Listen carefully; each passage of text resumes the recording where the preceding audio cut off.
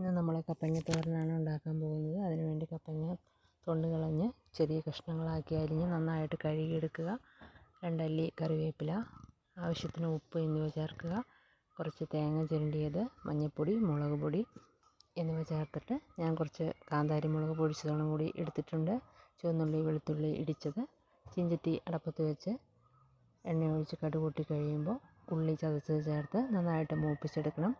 ഉള്ളി മൂത്ത് വന്നു കഴിയുമ്പോൾ അതിനകത്തേക്ക് ചിരണ്ടി വെച്ച തേങ്ങ, മുളക് പൊടി, മഞ്ഞൾപ്പൊടി, മുളക് പൊടിച്ചത് എന്നിവ ചേർത്ത് നന്നായിട്ട് ഇളക്കാം. അതിനുശേഷം അതിനകത്തേക്ക് അരിഞ്ഞ് കഴുകി വെച്ചിരിക്കുന്ന കപ്പങ്ങ ചേർത്ത് കൊടുക്കാം. വൈറ്റമിൻ സി, പൊട്ടാസ്യം, ഫൈബർ എന്നിവ ധാരാളം അടങ്ങിയിരിക്കുന്നതാണ് കപ്പങ്ങയിൽ. ദഹനത്തിന് ഏറെ സഹായകമാണ്.